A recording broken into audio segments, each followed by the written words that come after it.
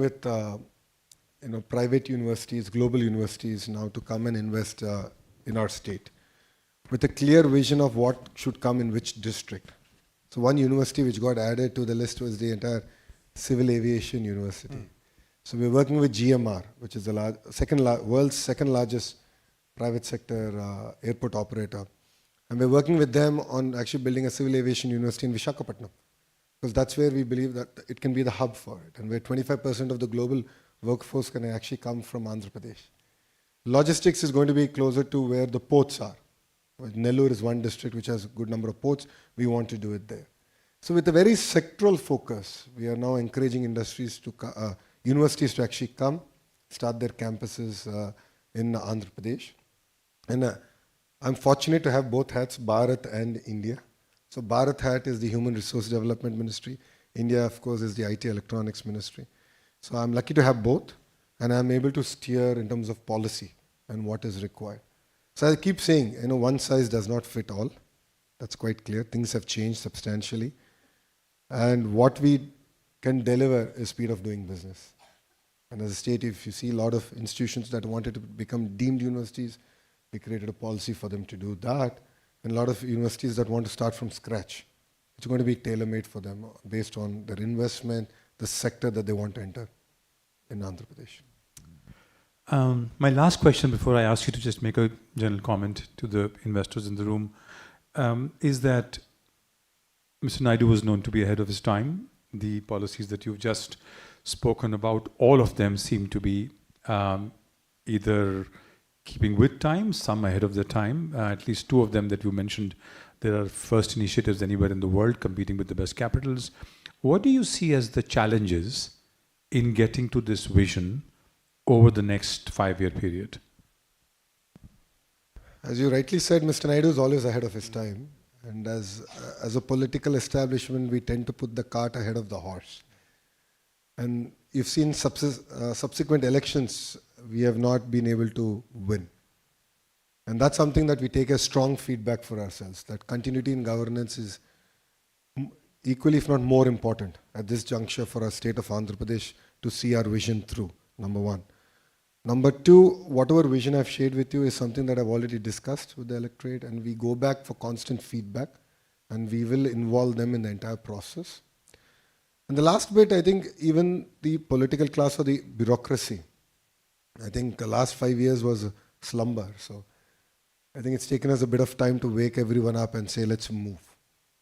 And with a kind of renewed interest and energy that Andhra is now witnessing, creating that momentum is going to be very critical for us as a state. I think these are the clear three things that we want to go about delivering. And I'm sure that these three delivered, then Andhra Pradesh should be the first $1 trillion economy in India. Thank you. You have some of the largest investors from the United States in this room, existing and potential. What is the message that you would like to give? What is it that you would like them, the process in which they can engage with the government? Few words for the delegates who've flown all the way to be in this meeting. Thank you very much again for having me here. I'm honored. See, Mr. Naidu is a veteran. This is the 4th term. He's the Chief Minister of Andhra Pradesh. But he brings renewed energy. Just to give you an idea of the kind of mandate we got, out of the 175 constituencies we contested, we won 164. That's a 92% strike rate. It's the highest ever even we've witnessed. Saying that, out of the 164, 88 of us are first-time members of Legislative Assembly. In his cabinet, 17 ministers are first-time ministers. So a lot of fresh faces, a lot of energy to do good. All of us are raring to just get going. Andhra Pradesh is, as I said, a very long state, which lends itself very well for decentralized development with clear sectoral focus. As I already stated, we believe in the power of ecosystems. And we are here to deliver on that ecosystem. A lot of work has already been done between 14 and 19. It could be renewable energy, it could be the automotive, the mobility sector. Electronics manufacturing is another great area where a lot of work has already been done. Biofuels, aquaculture, pharma, Then you, of course, have the entire medical devices manufacturing, the IT space.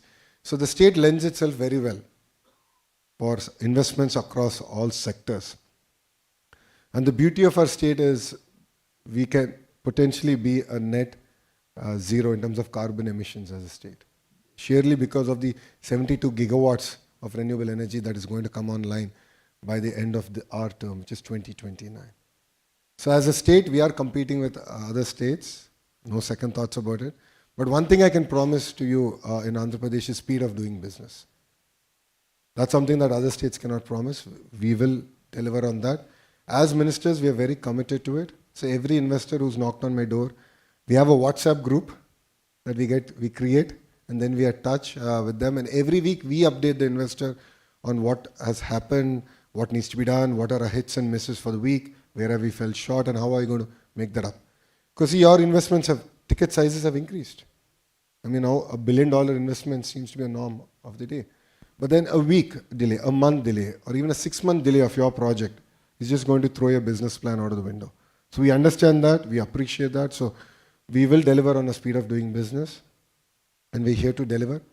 And last point, for us to deliver this, we have recreated Economic Development Board, which is being headed by a young IAS officer.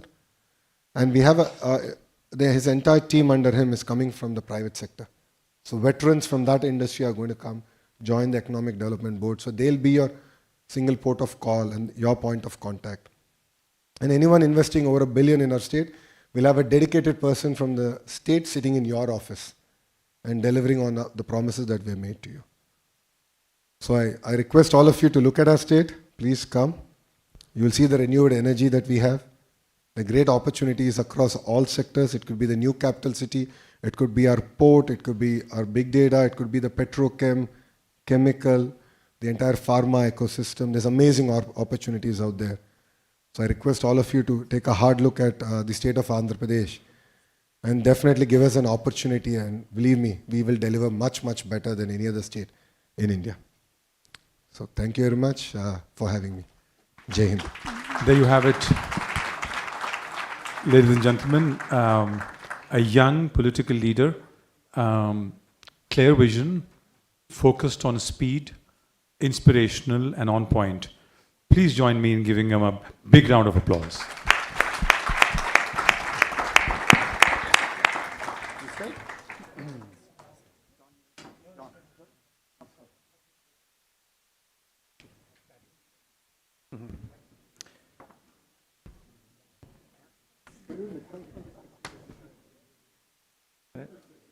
So thank you, Shri Lokesh and Mr. Bhatia, for such a thoughtful and insightful conversation.